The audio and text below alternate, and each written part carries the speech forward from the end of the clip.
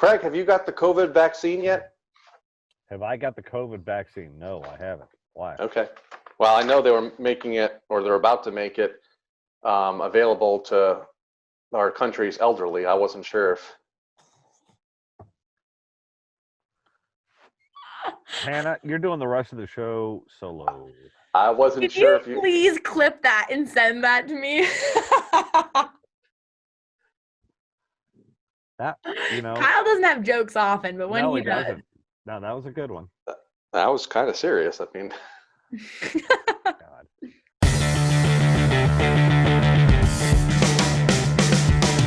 This is NASCAR Coast to Coast, presented by Whelen, also brought to you by Hercules Tires.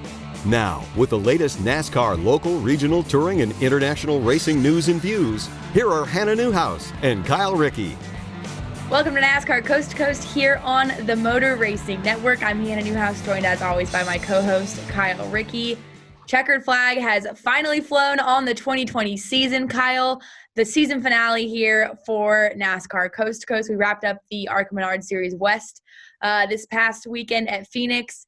Can you believe we are finally here? We talked about video games. We did iRacing coverage at some point, grasped for any racing action possible. But we're here. We did it. We've crowned champions. We've survived 2020. Everybody made it to Phoenix, and all the series were able to get most of their races in. I know some of the ARCA schedules were shuffled and I think maybe even shortened, but the East and the West had already been shortened as part of the merger with the ARCA and falling under the ARCA banner for this season. So I don't know if we lost any races at all when you look at the big picture. The modifieds lost a couple up here in the Northeast because of the restrictions here in Connecticut with Thompson and Stafford, but they still get a pretty healthy schedule in, and we buttoned it up last weekend with the Arizona Lottery 100 for the NASCAR. God, another dollar. The ARCA Menards West Series with the veteran putting a whoop into the kids in the field. Nice to see David Gilliland at 44 years old back in victory lane, outraced his son and all of his teenage friends there, finishing up in the top five with Ty Gibbs, Taylor Gray, Todd, and Drew Dollar. Well, my favorite thing about that, too, is his presser post-race. He's talking to the media, and he's actually wearing Todd's race suit. Said that he didn't have one of his own at the current moment that was SFI rated and fit him. So he had to borrow Todd's suit to come race out at Phoenix. But super cool to see that. You know, we always know that David likes going from car owner and dad at times to being able to get back behind the wheel. But a pretty good points battle shaped up at the tail end of the season for the ARCA Menards West Series as well. Jesse Love capturing that title. It was one that I wasn't sure we were ever going to get to because Gracie Trotter at one point had the wins. She was close and comes home in third in the points and a good battle between the top two. But I never really thought we were going to get to this point because the West Series kept getting pushed. We weren't allowed to race in California for a while. And then they weren't allowed to race in Washington for a minute. And finally, they go to Phoenix. They have a great race, and Jesse Love captures that title. A fairly anticlimactic title run or season finale because Blaine Perkins, who was his closest championship contender, I believe 14 points going into the event, had mechanical issues. I believe an engine expired on that car early in the event, and he finished 25th. And Jesse knew that, so he took care of his equipment and finished 14th, his worst finish of the season, finishing out of the top 10 only once, and it was on Saturday afternoon at the Phoenix Raceway. A great field. How about Keith Rocco with a top 10? The NASCAR modified star from up here in New England in the SK Modifieds at Stafford, this year's track champion, an 18-time Division I champion, making a fender start out on the big track of Phoenix and getting in the top 10 for Venturini Motorsports. So kudos to Keith, and hopefully we'll see more of him in those cars in the future. Yeah, always cool to see our regional touring drivers go and play in the different fields, whether it's some of our ARCA Menard Series drivers up in the Pinty Series. We had a NASCAR Euro driver this last weekend come and play on the side of the Phoenix as well in the ARCA Menard Series. So I always love when we get to intermix our series like that. It definitely catches you by surprise, though, when you look at the rundown and you see Keith Rocco with Ty Gibbs and Taylor Gray and those names amongst Justin Lofton. It's like, where did Justin Lofton come from? I haven't talked about Justin Lofton since 2014, And here he is back on the racetrack, and he finished 6th. So it was, like you said, a mixed bag, and I love those type of fields. Yeah, for sure. And something that's funny, not necessarily coast to coast related, but how COVID was able to bring some people out of retirement that I don't think we thought we were going to see. Trevor Bayne, James Busher came back. And I actually talked with Tony Stewart over the weekend as well in a different interview. And he was supposed to run the road courses, didn't get the chance to do it this year, probably will do it this next year. But these opportunities that have now come together for, the schedule, essentially. So we don't have schedules yet for the ARCA Menard series for next year. Again, those usually, I like to say, come out in December, but I think we usually see them around January is when they finally come out. But we're going to dial up Jesse Love here, your 2020 ARCA Menard Series West champion, and talk about that championship in this past weekend's run. Whelen designs and manufactures reliable and powerful warning lights, white illumination lighting, sirens, controllers, and high-powered warning systems for automotive, aviation, and mass notification industries worldwide. Every part of every Whelen product is proudly designed and manufactured in America and is tested on site to meet the toughest industry certifications. On the road, in the air, and around the world, Whelen is trusted to be seen, trusted to be heard, trusted to perform. Sir, are you aware you were going 40 miles an hour? This is a residential area. Sure, but I'm on my lawnmower? Wait, am I getting a ticket? No, I've just never seen anyone top 9 miles an hour on one of those bad boys. And mow their entire lawn in 30 seconds? What got into you? Well, it did fuel up at Sunoco this morning. At Sunoco, we know how to fuel peak performance. We've been doing it for American racing for over 50 years. Fuel your best. Citywide to countryside. Whatever you drive, wherever you go, Hercules Tires has the value, selection, and industry-leading warranty to get you there, no matter where the road takes you. Go to HerculesTire.com. There you can find the nearest authorized Hercules retail location to you. Plus, you can use the tire tracker to find out which Hercules tire fits your vehicle the best. That's HerculesTire.com. Hercules Tires. Ride on our strength. Back to NASCAR Coast to Coast, brought to you by Whelen and by Hercules Tires. Here are Hannah Newhouse and Kyle Rickey. This past weekend, we talked about it. The ARCA Menards West Series wrapped up their 2020 campaign. And the rookie to the series, Jesse Love, captured that title, joins us now here on NASCAR Coast to Coast. First off, Jesse, congratulations. And has it set in yet that you now hold a NASCAR championship title in the ARCA Menards West Series? Yeah, I mean, I knew that the day that I won the race or won the championship, it hadn't set in yet, and I still don't think it has, but or maybe it just hasn't really changed a whole lot about how I think and go about things. I just want to get next year rolling as quick as I can and get prepared for that. So I feel like that's what I'm focused on more is just making sure whatever I do next year I win at, and I feel like that's kind of, occupying my mind rather than, celebrating and stuff like that. Not only are you a champion, but you are the youngest at 15 years old, 19 months, 24 days. When I was 15 years old and 9 months, I was running big wheels. I was not even in a car yet. I was afraid to drive on the highway. You don't have your license yet, do you? Can you get it early out there on the West Coast? No, you got to be 16, yeah. That's crazy to me. And how old were you? I mean, we're talking about you at this age winning a championship. How old were you the first time you drove a full-blown stock car on a racetrack? For as far as stock cars go, I was, I think, 11 or 12. I think I tested for the first time. Yeah, I think I was 11 years old. Yeah, pretty crazy. You took part of that. You took part in the junior late model program, correct? Yeah. Yeah, and that's wild. I mean, you're giving 11 and 12-year-olds opportunities to get behind the wheel of full-blown stock cars. Hey, Kyle Rickey actually does not know how to drive a manual. He actually cannot drive stick. So maybe we'll have to get Jesse over the offseason to teach you, Kyle, who's 40-something years old, how to drive stick. This 15-year-old can do it, but you can't. I just, that wasn't a part of driver's head, 30 years ago. So I'm learning that right now. That's definitely true. See, there you go. Let's talk about the race on Saturday. You knew what you had to do. You had a bit of a cushion going in. Blaine has his mechanical issues, yet you still finished, deeper in the field than I think some expected. Was there an issue with the car, or were you just taking care of your equipment?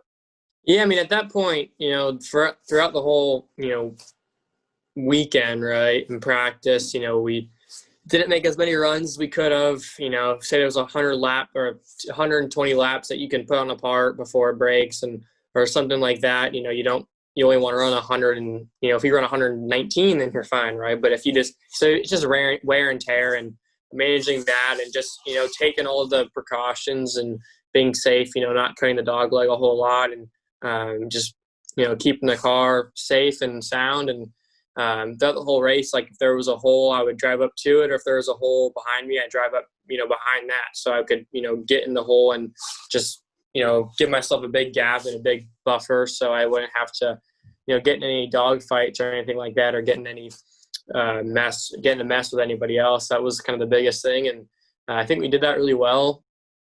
We had a brake problem where I lost brakes halfway through when the 9 car was still in the race, so that was kind of nerve-wracking. So we were still able to run in front of him, which was good, but that was kind of a pretty big deal, and we had to make sure that we didn't do anything bad or dumb on any restarts. And but my spotter did a great job, my crew chief did a great job, and we kind of adjusted the car to help us out before the halfway break. So that was good, and I think that we did well at that, and I think everything kind of fell in line right to even if we had a bad day, that we could still kind of bounce back from it.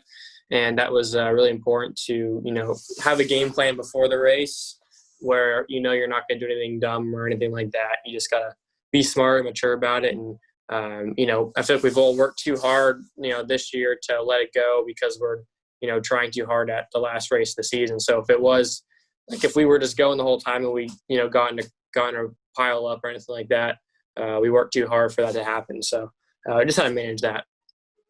And I believe we talked to you at the beginning of the season about what your guys' goals were going into this, again, a shorter season than we usually see in the ARCA Menards West Series. And when we talked, you said it was going to be about learning these cars, maybe get a win or so under your belt. At what point in the season, though, did you realize that you had a shot at this championship and your goal shifted to now winning a championship and not so much the learning aspect of these cars? Yeah, I mean, after New Smyrna, we didn't run the best at New Smyrna, so that was kind of worrisome. But we changed our whole package with the car, and we came with the same car, but we came with a completely different package on it, and we changed a lot of things around to kind of fit how I drive a car, and what the race pace needs to be. Obviously, it slows down a bunch in ARCA cars, so with the tires and all that stuff, they're a lot of fun to drive, but when they fall off and when the brakes kind of start to get more pedal with those, you can't really drive, really hard. So you kind of got to balance that the best you can. And I feel like I said it a few times, like, I knew I was going to win the championship, but, before the first race of the season, I knew it would be pretty difficult, right? You got to put a lot of effort into it and a lot of work into it, but I knew that, if you work hard enough at something and you put yourself in a situation with the right people, like we did this year at BMR, that you can achieve that goal. So we just had to work really hard and do the best that we could and manage everything that we could to make the most out of all the situations. There were a few times this year where we had some things, really go wrong. And even at, a place like All-American where, we had a spark plug wire fall off, and then at Kern when we had, no brakes, we were still able to run really well. So that was important. All-American was one of those deals where the 9 car was pretty good, and that could have been catastrophic with the motor problem that we had there. And the fact that it didn't happen because we were able to bide our time and eventually run 4th somehow, that was, definitely looking back on a championship run by the whole team. And that was a really important night. So could have been a really bad night that we made turn into something that wasn't too catastrophic. That's how you win championships in NASCAR and in ARCA, is you got to make the best of the bad nights, and that's what helped you get to where you are today.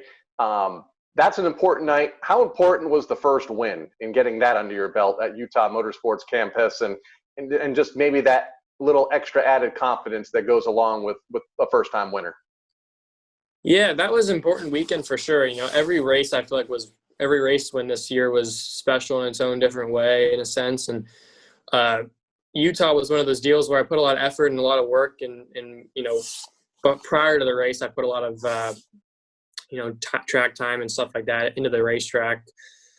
Built my notebook really big about that place and put a lot of effort into it. I knew it was going to be that track, so I knew that Sonoma, or mainly Utah when Sonoma got canceled, but Utah and Irwindale, and I think in Phoenix, like the bigger tracks would be my hardest tracks to win at. So I knew that if I could do the best there, then everything else would be, pretty smooth sailing. I know I'm really good at Kern. I'm really good at All-American. So I just had to, manage that, because obviously I'm not like a road course ringer like somebody like Will Rogers is, or Blaine kind of growing up in go-karts. So that was good to win there and, do it the right way, not overdrive the thing at all, and just be smart about it. That was pretty big for me and my confidence going forward too, as, I start to do more road course stuff.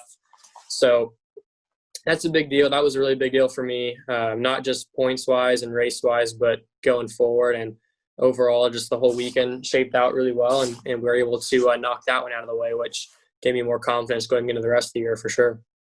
Now, working with Bill McAnally Racing, one of the powerhouses in the ARCA Menard series really anymore, his team really focuses on the developmental aspect of bringing these drivers in, usually coming up through the ranks, some coming from dirt, and then teamed up with Toyota, who obviously has a lot of fingers in developmental drivers as well. What was it like working with Bill McAnally Racing and Toyota this year from a developmental point, away from being actually behind the race car, whether that's media training? I know things were different this year with COVID, not being able to do a lot of in-person stuff, but what was it like working with Bill and the Toyota team? Yeah, that was really cool. And, the BMR team has a really good ring to it. And, driving for that team has a lot of prestige, I guess is a better way to put it. And, I was really looking forward to it and seeing how the operation ran, and Bill did a great job all year. And had a lot of fun, working with the team and working with everybody at BMR was super cool. Talked about your age a moment ago, just 15 years old, and I feel that every state, every county here in Connecticut, as far as schooling is concerned, is different. What is schooling like for you out on the West Coast right now? And, how different is it from town to town and district to district? And I know it changes often. Yeah, that's one of those things where it's really important to balance the school and balance everything. And things are so different from state to state that it just keeps going back to, how hard are you going to work when you can't put in the work. So, I just had to work really hard throughout the whole season and use all my resources as well with the whole pandemic and everything like that. I just had to, put my best foot forward and use all the resources that I could to give myself the most confidence to going into each weekend. And looking forward into next season, we're now we're into the off season officially. I didn't know if we were ever going to get here, but you'd mentioned a moment ago about, haven't gotten the chance to celebrate this championship yet because you're focused on next season and what that's going to be for you. Do you have any idea of where maybe you'll land next season? We always talk about Sam Mayer being so young, spending his time in the ARCA Menard series. You're one of those drivers now categorized that. You've got a championship under your belt, but not a lot of places to move as far as moving up goes in NASCAR's ranks here. Do you have any plans that you can share yet, or anything you're working on next year? Yeah, I mean, as of right now, the only thing I can say is, what I'm doing for the rest of the year, and I'll be doing the rest of the USAC West Coast swing. I'll be doing some sprint car racing as well during that, doing some double duty. That'll be pretty cool. And with the sprint car. So, and then also I'll be doing the Charlotte Winter Heat deal with Joe Ryan. So that'll be fun to get on that track. Obviously it's going to be used a lot more with NASCAR, had a few great shows at Charlotte. So that's all I can say right now for what I'm doing for the rest of the year. And what I'm doing next year can't be announced yet, but it'll be pretty cool, and hopefully we'll find out pretty soon. Cool. Well, again, congratulations on that championship. That being said, we've got your Whelen Engineering short track spotlight coming up. We're going to highlight Evergreen Speedway here when we return on NASCAR Coast to Coast. Whelen designs and manufactures reliable and powerful warning lights, white illumination lighting, sirens, controllers, and high-powered warning systems for automotive, aviation, and mass notification industries worldwide. Every part of every Whelen product is proudly designed and manufactured in America and is tested on site to meet the toughest industry certifications. On the road, in the air, and around the world, Whelen is trusted to be seen, trusted to be heard, trusted to perform. Citywide to countryside. Whatever you drive, wherever you go, Hercules Tires has the value, selection, and industry-leading warranty to get you there, no matter where the road takes you. Go to HerculesTire.com. There you can find the nearest authorized Hercules retail location to you. Plus, you can use the tire tracker to find out which Hercules tire fits your vehicle the best. That's HerculesTire.com. Hercules Tires. Ride on our strength. Back to NASCAR Coast to Coast, brought to you by Whelen and by Hercules Tires. Here are Hannah Newhouse and Kyle Rickey. This week's Whelen Engineering Short Track Spotlight of the Week is Evergreen Speedway. It was originally an unpaved horse track, and in 1954, Jimmy Collier convinced the Snohomish County officials to allow him to convert the track for use to race his Ford Model T Roadster. The track was paved in the early 1960s, and in 1967, the original bleachers were demolished and a current grandstand was built. Through the years, the track has played host to a wide variety of racing events, including sprint cars, roadsters, midgets, figure eights, modifieds, hobby stocks, limited sportsmen, demolitions, Grand National, Winston West, NASCAR Northwest Tour, super stocks, mini stocks, and bombers. Evergreen Speedway also hosted the 500, which was the richest and the most prestigious race in the West. The NASCAR Craftsman Truck Series ran an event at Evergreen Speedway once per year from 1995 to year 2000. Today, Evergreen Speedway hosts a number of local events as well as regional racing series. The NASCAR Advanced Auto Parts Series runs on a weekly basis, and some of the classes that can currently be seen are the Chevrolet Super Late models, street stocks, mini stocks, super figure eights, school bus races, crash cars, demolition derbies, drifting, autocross, and drag racing. High Road Promotions won the Snohomish County bid to operate Evergreen Speedway until 2036. The 25-year contract beginning in March of 2011 ensures that NASCAR will remain in the state of Washington. Again, that is Evergreen Speedway, your Whelen Engineering Short Track Spotlight of the Week. Whelen designs and manufactures reliable and powerful warning lights, white illumination lighting, sirens, controllers, and high-powered warning systems for automotive, aviation, and mass notification industries worldwide. Every part of every Whelen product is proudly designed and manufactured in America and is tested on site to meet the toughest industry certifications. On the road, in the air, and around the world, Whelen is trusted to be seen, trusted to be heard, trusted to perform. Citywide to countryside. Whatever you drive, wherever you go, Hercules Tires has the value, selection, and industry-leading warranty to get you there, no matter where the road takes you. Go to HerculesTire.com. There you can find the nearest authorized Hercules retail location to you. Plus, you can use the tire tracker to find out which Hercules tire fits your vehicle the best. That's HerculesTire.com. Hercules Tires. Ride on our strength. Back to NASCAR Coast to Coast, brought to you by Whelen and by Hercules Tires. Here are Hannah Newhouse and Kyle Rickey.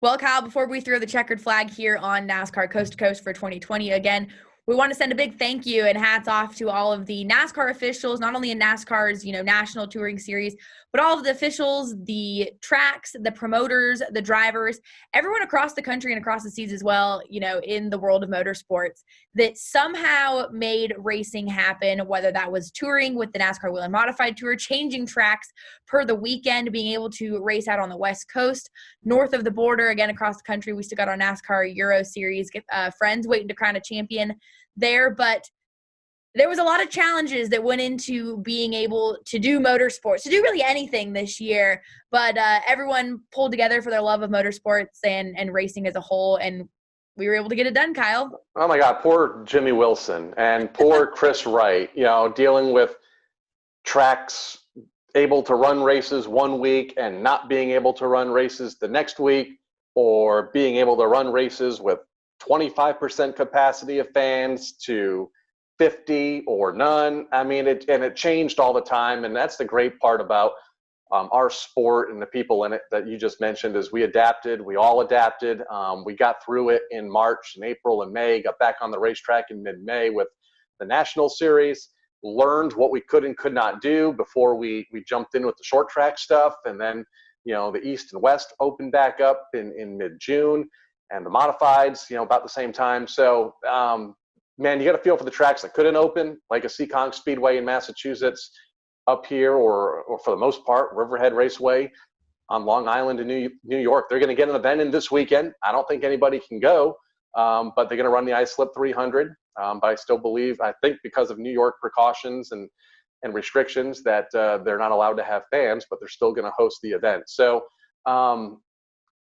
hopefully 2021's better. I think we're starting to see the light at the end of the tunnel with some of the news that I've heard over the last few days. So fingers crossed that by the time we get to next spring and a lot of these short tracks, look to open their gate to start 2021, that what we're dealing with now is for the most part behind us. It won't be completely behind us for a while, but for the most part, hopefully we can open up and get back to what we knew in 2019. And that's another thing, too. We want to send a big thank you to all the fans that when they were able to attend at the racetrack, they supported those short tracks, those drivers, because that kept the doors open for a lot of them, or even a lot of the tracks that, resorted to streaming platforms. We saw it. Stafford, Motor Speedway has Stafford TV, and we're seeing a lot of tracks adopt that, and even supporting them through NASCAR Coast to Coast here. That allows us to continue talking about this racing, which in turn is exposure. So we look forward to seeing fans at the racetrack hopefully next year. We've missed them. I've missed the look and the sound of full grandstands, whether it's a short track or NASCAR races. And then again, Kyle, we can't do this without, Hercules and Whelen Engineering. They allow us to talk short track racing each and every week and highlight people that are basically the next things in NASCAR. Yeah, some great sponsors, some great supporters that have been with us now for a couple of years here on NASCAR Coast to Coast, and we couldn't have done it without them.